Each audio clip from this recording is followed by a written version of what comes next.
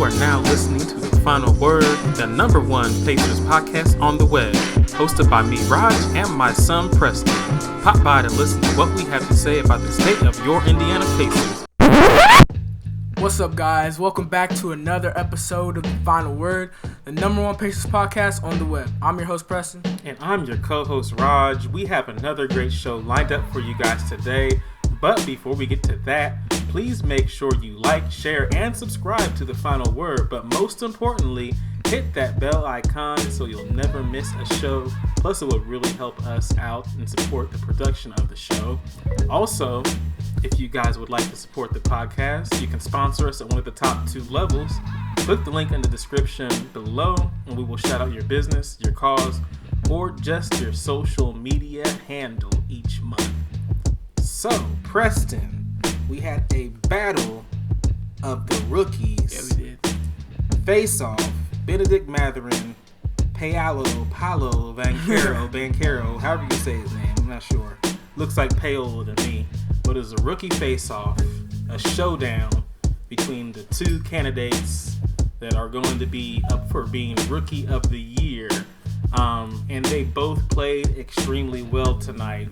Give me your thoughts on that face-off, that rookie face-off. Well, they both played, like you said, extremely well. I was very happy from both sides, sadly. I was happy from Paolo's side, too. But I think Benedict Mathurin played really, really well. I liked his intensity, and I liked just how he was like sharing the ball, not necessarily assist, but like he wasn't necessarily trying to get at it like in the entire game. He was like trying to find teammates too, which I liked seeing that side of him. Like I said, sadly, Paolo was doing this stuff. Like I remember in the beginning of the game, he was doing Euro steps, he was splashing threes. I was like, goodness, this guy is everything, and it kind of reminded me of a Ben Simmons. What Ben Simmons should have been? Yeah, what Ben Simmons should have been. That's what I was. Yeah, what Ben Simmons should have been. Because, like, he's around the same size. They both kind of play like a guard. Honestly, Ben Simmons is a little slow, though. But, anyways.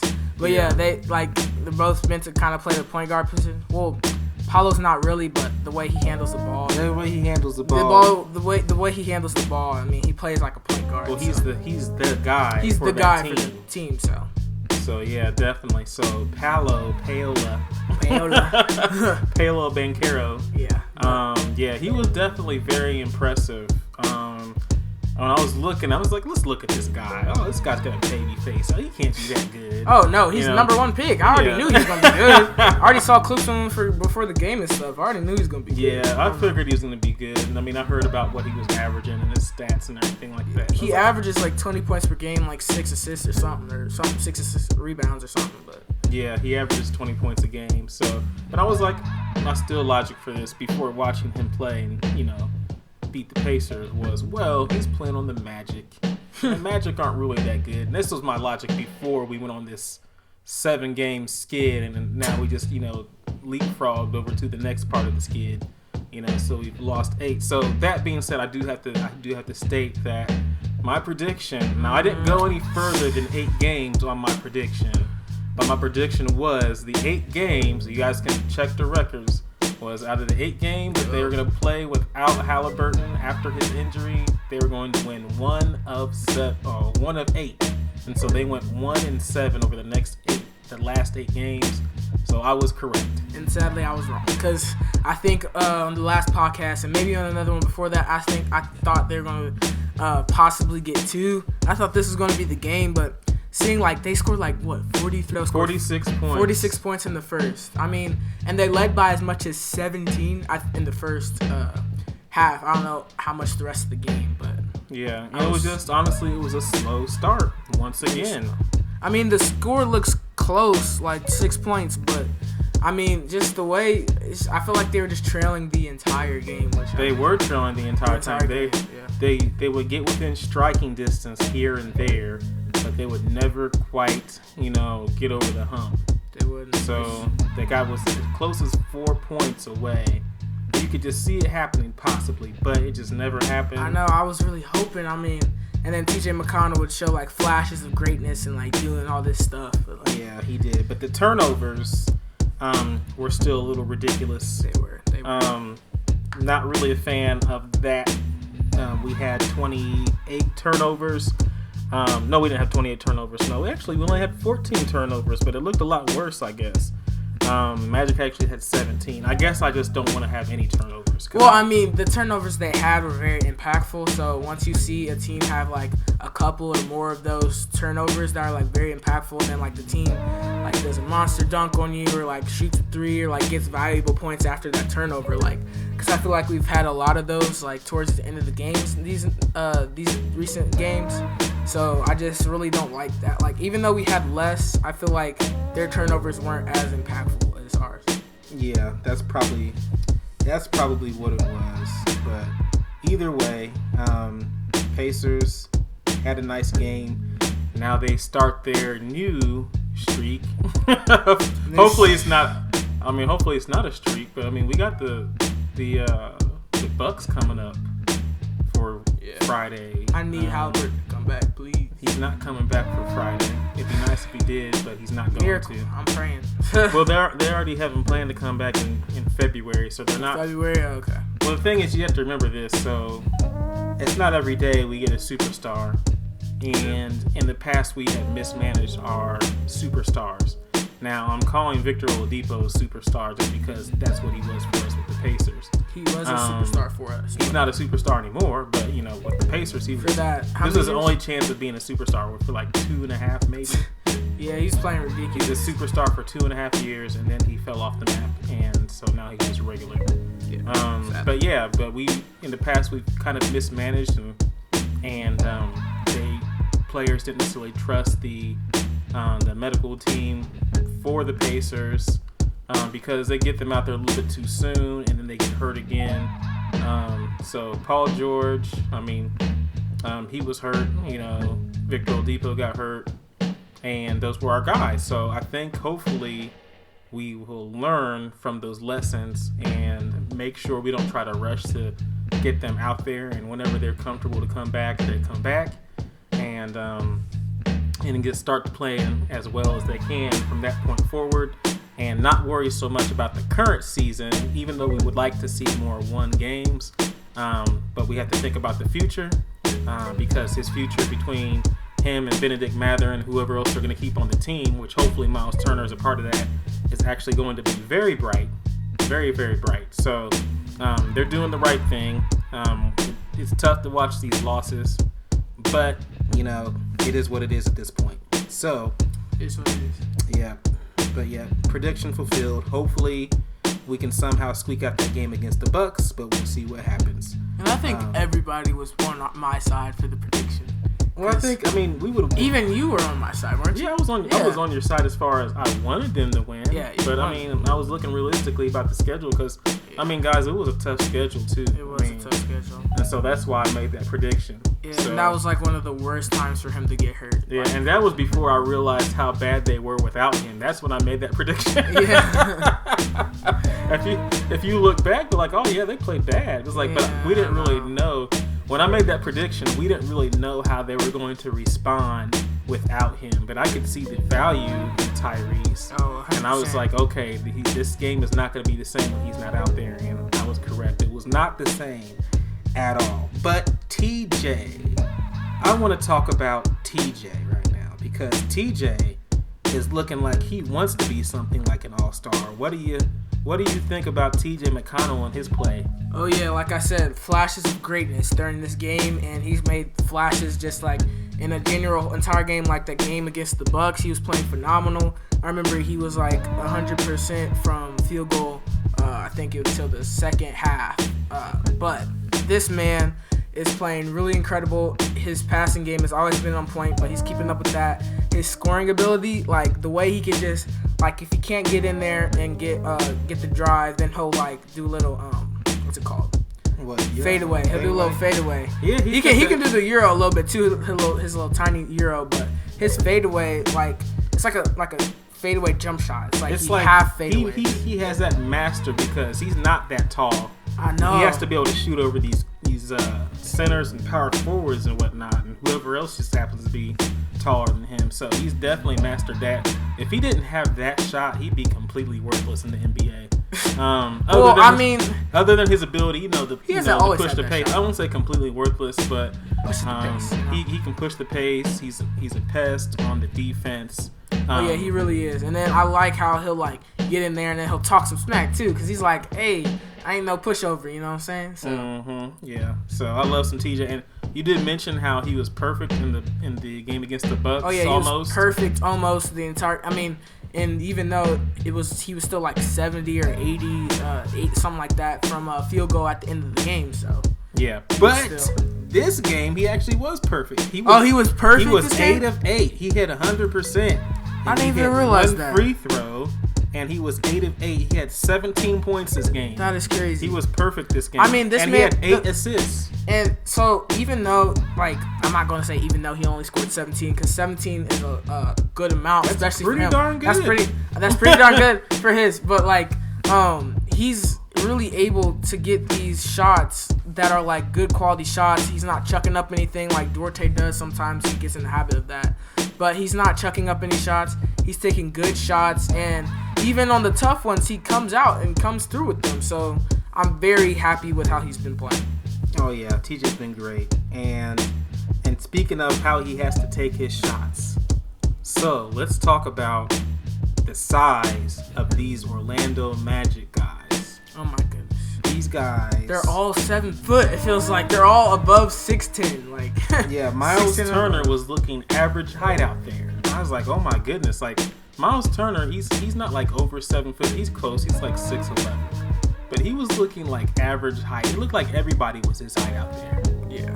So they already got Bobo, and then they got this other guy, Isaac or something, and then they have another dude. I'm like, all these guys are giants coming off the bench. I feel like they had like 4 7-footers. I think it was 3 though, but it felt like 4. Cause then you already have Paulo. He's 6'10". He's pretty tall. Yeah. And then I forget how tall he is sometimes, cause the way he be like flashing in there and like driving and stuff. But they have the brothers. They're pretty tall. What brothers? Von Braun or whatever they were. Wait. The Wands. They're brothers on the same team? No, yeah. Those guys. Oh, they were brothers? How tall are they? Yeah, I'm not sure how tall they are, but they definitely. I was completely off on their name. The Wagner.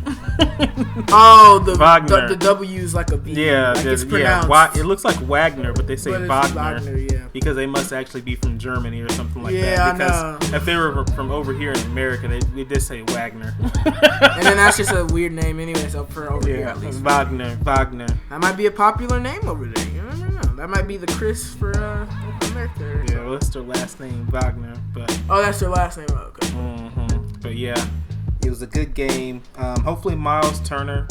It looks like Miles Turner may possibly have an injury near the end of the game. Hopefully it's nothing that actually causes him to have to sit out, but he had to get taken off the floor near the end of the game. I really hope we don't lose one All-Star and then gain. I want to have both All-Stars.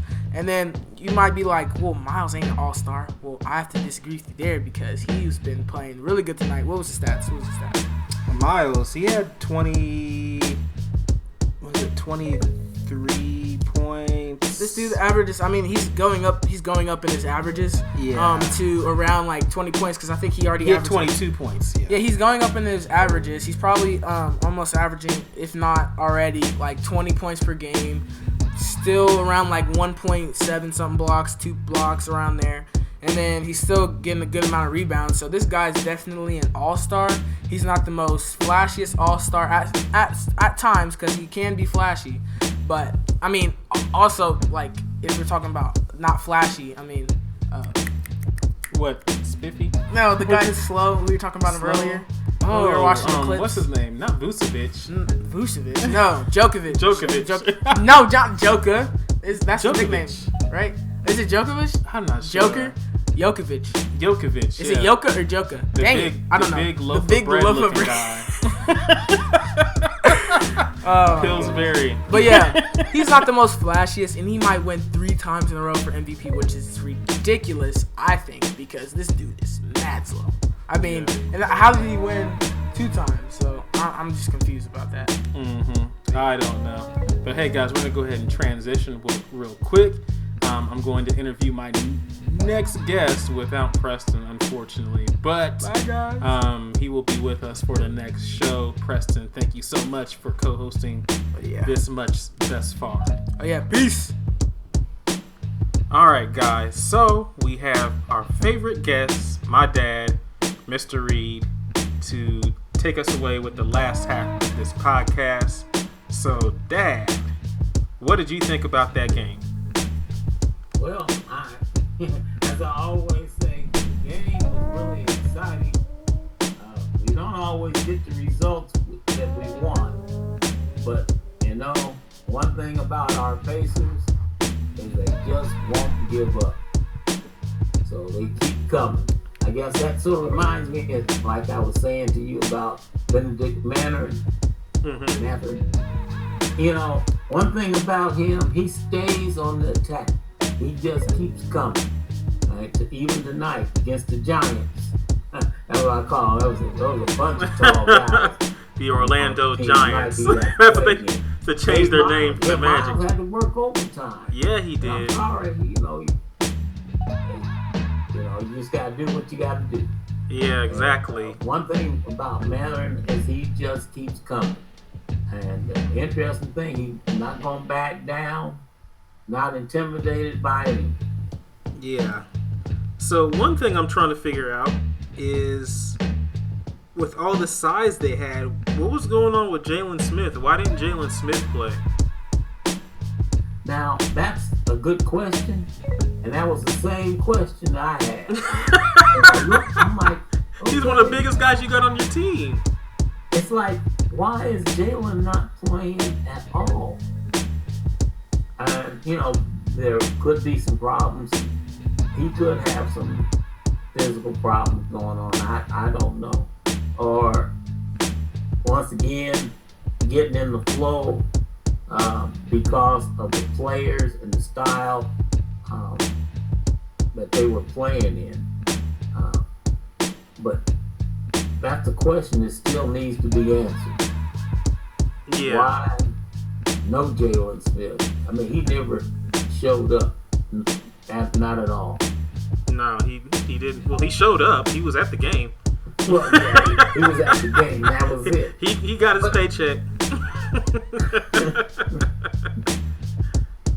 But, the other thing is the Pacers and having guards or that can handle the ball, that can push the ball and talk about speed and control. I think to a certain degree that's sort of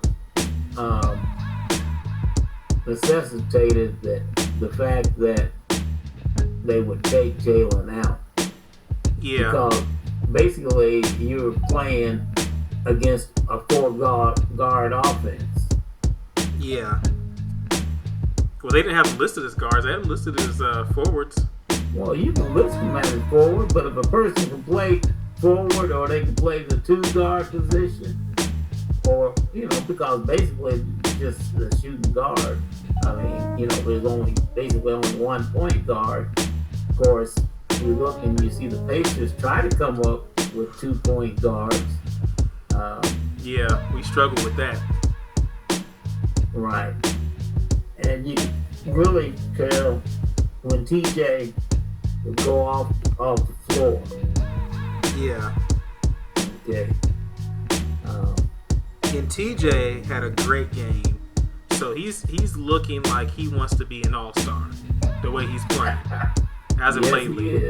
I mean, he was 8 of 8 and then knocked his only free throw down he had to shoot. So, I mean, he was 100% today. I already mentioned that earlier on the podcast, but I mean, you're here now, so I had to mention that again. But yeah, he's definitely becoming.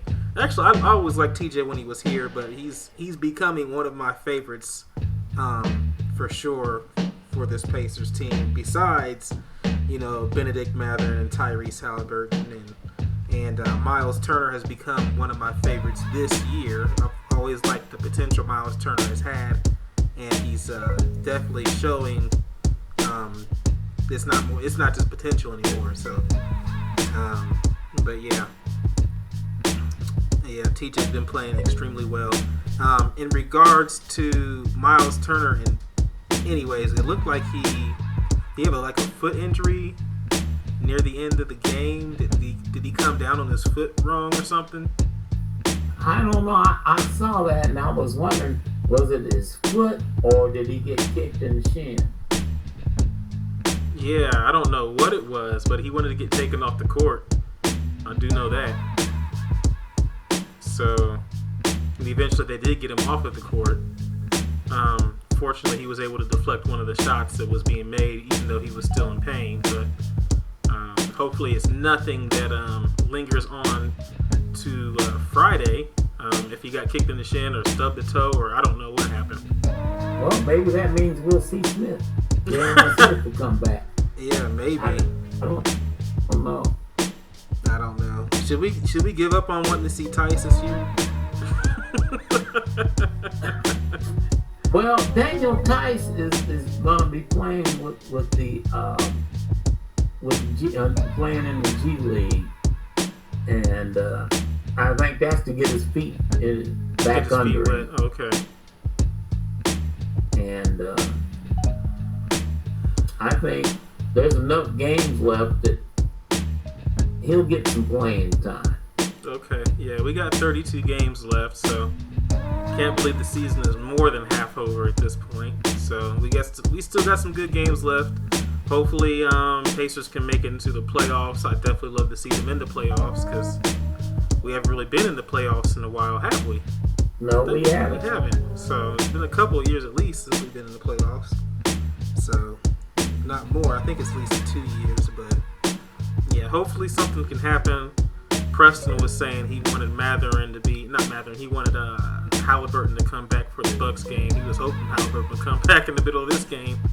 I was like, nah, that's not gonna happen. That's not gonna happen. That's not gonna happen. So he's having a good time on the sideline, eating his popcorn and everything, joking with guys and stuff. So he always looks like he's having a good time, even though he's not playing.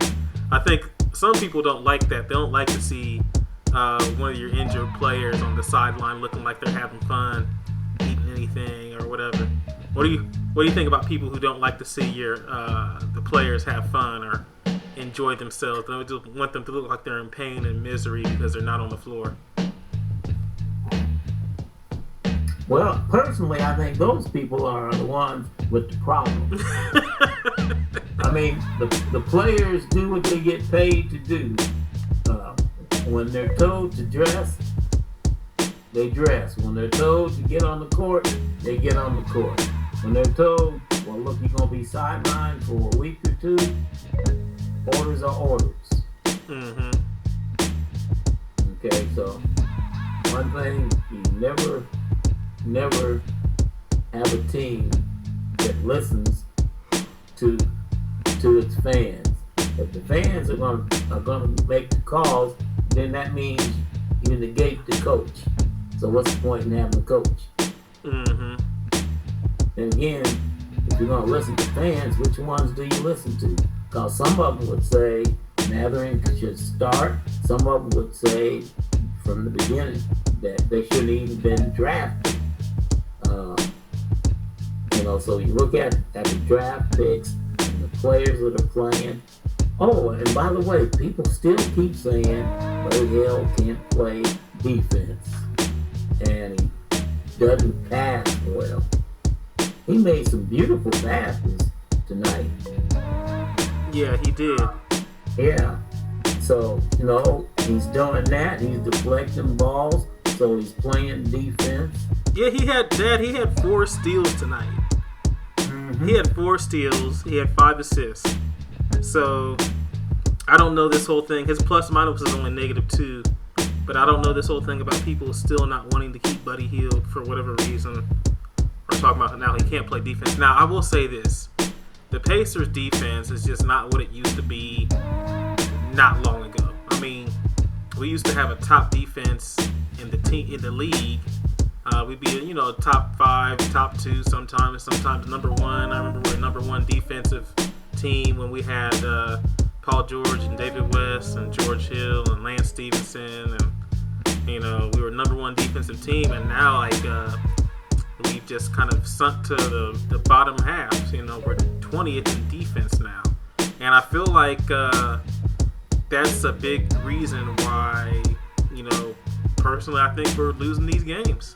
And even when we're not losing the games, like when we have Halliburton, I mean, we're still just holding on to win by a little bit. And we're hanging in there, and then we're somehow winning near the end of the game.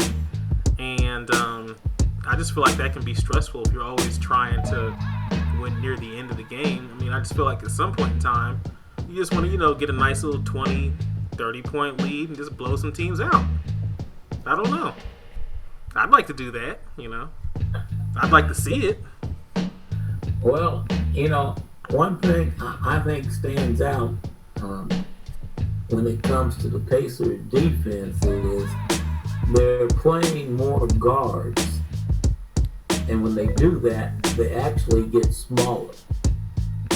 So physically, they're not playing with the talent. As a matter of fact, as you look at the team that they played tonight, and you look at the average height on that team tonight, the average height was like 6'9", 6'7". I thought it was 6'10". Yeah, it looked that way. I thought it was 6'10". I was like, man. Bobo, when you put him on. Goodness.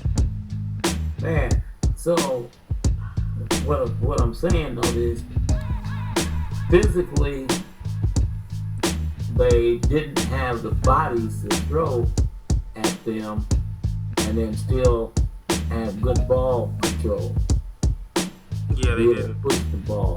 So that's where Halliburton, even at his height, he does a good job of pushing the ball down the court. And as a matter of fact, most of the time it's not on the dribble, it's off of a pass, because he makes some real sharp, almost full length, 3/4 length court passes. So he passes the ball real fast. And because he's got exceptional vision, so he sees people, he sees things, and he passes to people sort of like a quarterback. So not where you are, but where you're gonna be.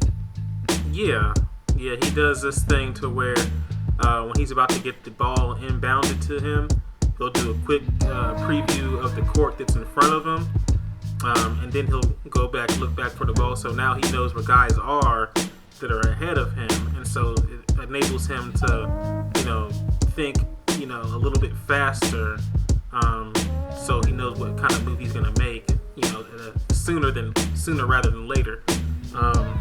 So that's a skill that I think it just kind of comes natural to him at this point. He probably obviously didn't even think about it. He just probably just does it naturally right now.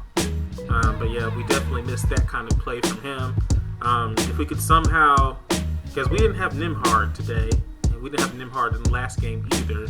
And I'll be quite honest, I wasn't too upset about Nembhard not playing. But when you don't have somebody who can at least play the point guard, because that's what they do, I feel like when you have to take TJ McConnell out, I mean, nobody else really runs the point except for Nembhard and TJ McConnell and Halliburton. You know, so, and I think they maybe suffered a little bit that way, but I mean, they did the best they could. So, well, you know, I think the Pacers, they need another guard. yeah, that's what it's looking like. Halliburton's great, but they need another guard that has some size. Nembhard has a little bit of size. As far as like TJ being able to push the ball, make passes, and get things going where they're going. But as far as being able to put pressure on people to fill up the passing lanes, get the deflections, it would help if they had a few taller guards. Yeah. Or, you know, in most cases, the D and 3, or 3 and D, if you get those kind of players, like Bassett does a good job of getting in passing lanes, deflections. Okay, but he's not one of those people that's going to handle the ball a lot. And so, when we talk about handling the ball, you got to have somebody that's going to make quick decisions. I think Nembhard is good, and he will get better.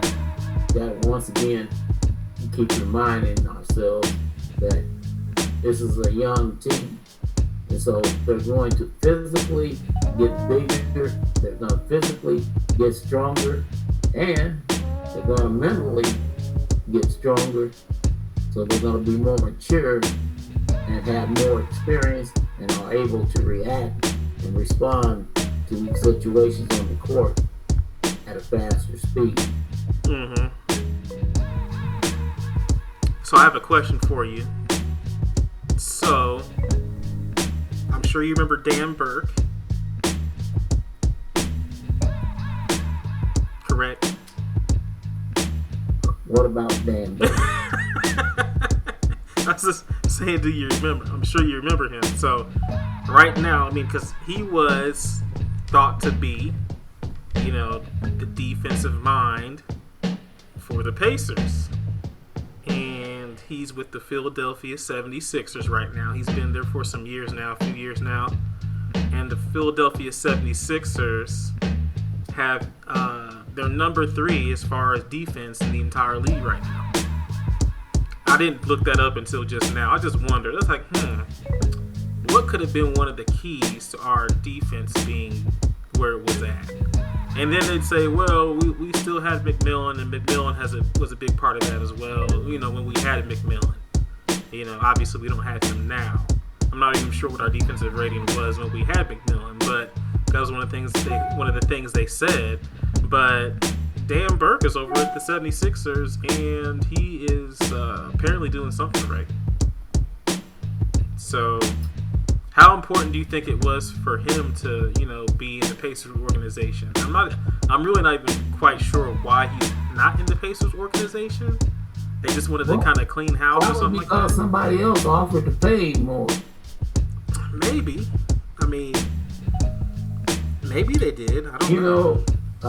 Dan Burke was an excellent defensive coach, and yes, the Pacers played defense well, but once again, you have to keep in mind when we talk about players and talk about salaries, and when people are able to get out there in the market and sense to see what other teams see and what kind of value other teams put upon their talents, then it makes a difference. But I'd say even now, as far as defense and their coaching, they really have good coaching. So it's not a matter of coaching as much as it is a matter of personnel, because defensive identity is something you have to constantly work at and establish. Now, the whole thing about defense, I thought that's something like, they'll say you can't necessarily control if your shot is going to fall one night, but you can control how hard you work on the defensive end.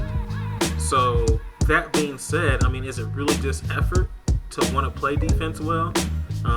Do you think there is, I'm not going to say there's no skill involved, but do you think it involves more skill in being a defensive player than maybe somebody might think?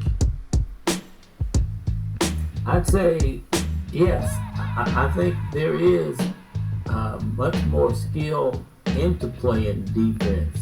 And once again, when you're playing defense, you got to think about and you got to establish how can we actually impose our will on the other team?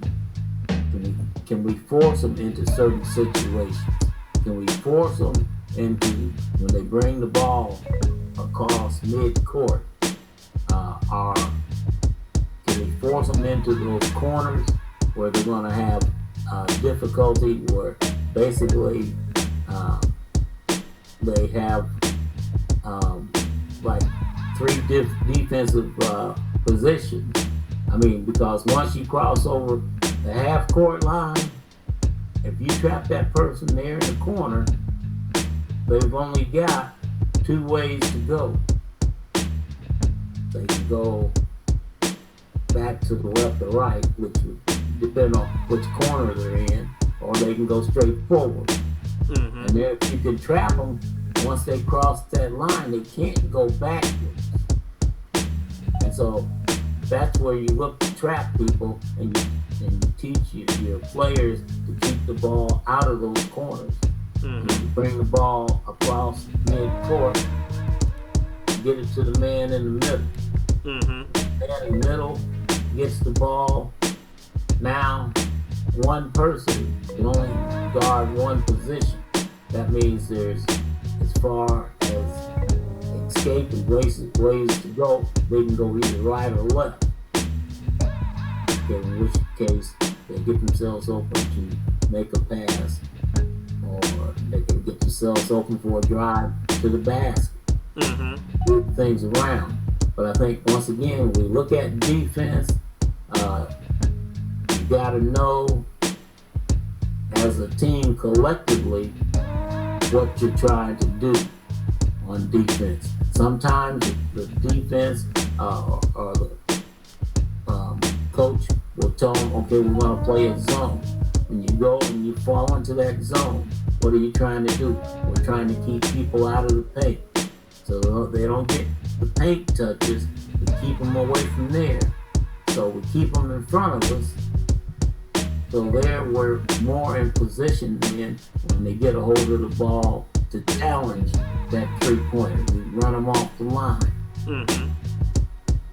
Okay, if you're not playing the zone and you're playing a man defense, then once again, you got, once again, you got the positioning on the floor, where you're going to cut people off, where you want to channel them. You want to channel them to the wings so they're out of their position. Once again, you want to channel them away from the three-point area. So that, okay, well, maybe you can drive, but if you can drive, we can channel you into our defensive man in the middle, our racer. So we got, once again, Miles Turner, he's standing back there backing me up. So I can be more aggressive. I can go for steals. Right. I can go for deflections. So all that comes in to playing defense. Mm-hmm. And you got to play good defense. It's got to be collective. It means it's got to be the whole team. Because when one person breaks down in one area, then another person suffers also. Mm-hmm. That's why sometimes you'll see the ball goes to the wing and they're talking about getting the guy out there to that corner to challenge that three-pointer. And if you don't get out and that guy gets to set up, like tonight, they hit a whole bunch of threes in those corners. Yeah, they did. Yeah. So you want to try and take that away, which means you've got to play more aggressive. You got to be able to be able to get out and get within the hand's reach of your opponent. So anytime they're going to take that three, it's going to be challenged. Mm-hmm. Yep. So it looks like, yeah, it definitely is a team effort. So as far as defense is concerned, I don't know. I don't know what it's going to take for them to get there. But if they're going to be a top team, if they want to be like Philadelphia, they have to get that defensive piece together. If they're going to be well. One thing, and you know, it's sort of hard to avoid because during the course of the season, you're going to have injuries. You're going to have injuries. You're going to have illnesses. Right now you got COVID, and then you got your non-COVID things that happen, just personal illnesses. You know, you got all those things, and when you start looking at the chemistry of the defense or of the team, it suffers when you can't have people there on a consistent basis. Yeah. Yeah, definitely need consistency. Would it be nice? I would say, with all the adjustments they've had to make in Tyrese's absence, when he comes back, they're going to be defensively a much stronger team. Yeah. And actually, offensively, they're going to be a much more potent team. They should be. You would think that they would be. And, I mean, obviously, Tyrese coming back is going to be a lot more offensive firepower. I mean, he's going to have that connection going with Buddy Hield again, because we have to remember not too long ago when he was playing, they were the number one combination in the league from Tyrese to Buddy, you know, as far as offense, you know, so and we were number one in the fast breaks, you know, number one in fast breaks. Memphis Grizzlies was number two. They might be number one at this point. I haven't checked. I don't think we've really blown anybody away with fast break points since Tyrese has been gone. So, I mean, you could really see the effect Tyrese not actually being in the game has actually affected our team. And I was correct about the prediction. They were 1-7, so they won one of the 8 games that they didn't play with Tyrese. The next 8 games, I didn't make any predictions after that, just because I was thinking it was going to be a 2-week thing, because that's what they kind of made it out to be. And so I was hoping he was only going to miss 8 games, but we do have the Bucks this Friday. So maybe I would have said 1-8. I don't know if I don't want to say we're gonna get beat by the Bucks, but if they have Giannis playing, it's probably not gonna look too good. I think we have a game on Sunday. Yeah. So, yeah, but next week, I think Tyrese is looking at being back. The whole question, I think, now will probably rest within the elbow. Mm-hmm. Yeah, hopefully his elbow gets better. And I mean, that's unfortunate. He just got stomped on by Harkenstein or whatever. And yeah, that wasn't good. I was like, man, why are you stepping on our key player? Like, that's not right. Come on now. Big old Harkenstein. Call him Frankenstein Harkenstein.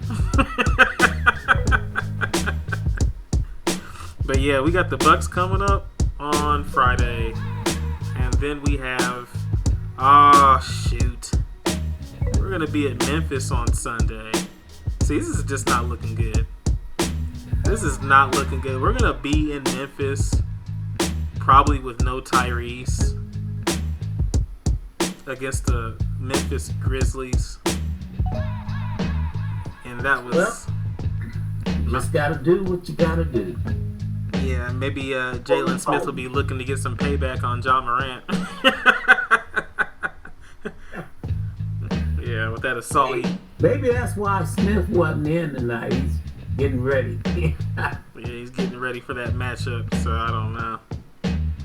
Yeah, we got them, and then we got the Lakers on that Thursday after that. So I imagine after playing the Bucks and playing the Memphis Grizzlies, having a nice little 3-game or 3-day break in between will probably be nice for them. So they'll be off from Monday through Wednesday following. And then hopefully it'll be February 2nd. So hopefully when we play the Lakers, Tyrese will be with us, and he'll be able to help us whoop up on LeBron. And then the schedule is looking. It's still not an easy schedule. Honestly, I tell you, Lakers are playing good lately. Yeah, Yeah, it's still not really an easy schedule going forward. Yeah. I mean, the only game I can really say we should definitely win in going forward, for sure, should be the San Antonio Spurs. We got them like a whole month out from the first game. I predict Tyrese to be back. So, it's a tough schedule. But either way, I mean, if the Pacers are going to be a good team, they're going to be any good at all, they have to learn how to play through these kinds of games and whatnot. So you can't really look at the schedule, I guess, and be like, oh, these guys are good, they're going to have a tough time. But I guess the level of competition in the NBA has increased.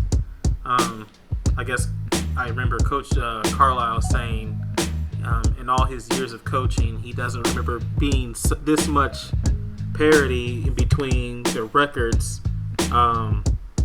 in the Eastern Conference and probably the Western Conference as well. There's not a huge drop off, like there kind of used to be, as far as how good a team is. So it seems like, I mean, as far as the competition, I guess that means it's more solid competition, and that could be maybe why there are less blowouts that we're seeing. Maybe, I don't know. I mean, what do you think about that? I think that teams are now, when it comes to players and the quality of play, I think it's gone up. And so it makes a difference. They're more competitive games. They're not, and I mean, you're playing NBA. All pros are pros. And so they got that fight in them, and they're just not gonna go down easy. Mm-hmm. Nope, they will not. So, but like I said, we got the Bucks coming up on Friday. So, I guess, guys, get your popcorn ready. Be ready for hopefully a good Pacers win. Don't want to speak negativity because anything can happen. It's possible. They play the games because they don't know who's gonna win. So we'll see. It ain't over till it's over. Yep. So that brings us to the final word. Dad, what would be your final word?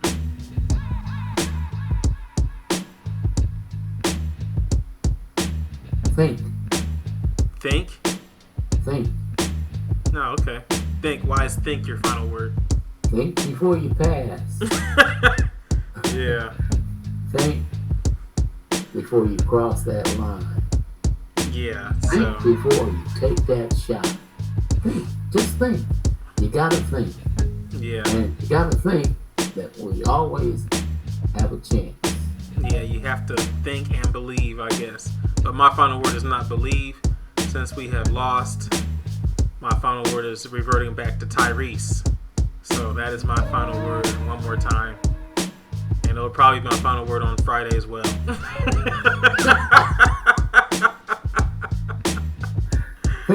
Yeah. So, alright guys, well thank you for joining us once again for another great episode of The Final Word. Hopefully you guys enjoyed. Make sure you like, subscribe, and share The Final Word with friends, relatives, enemies, anybody who you know who is a Pacers fan. Tell them about The Final Word, the #1 Pacers podcast on the web, and we will see you guys next time. Bye-bye. Hey guys, we hope you've enjoyed this podcast snippet. If you'd like to continue the conversation with Preston and I, just click on the next video. But always be sure to like, share, subscribe, and hit that bell icon so you'll be automatically notified each time we release a new episode. But until then, Martin says, peace!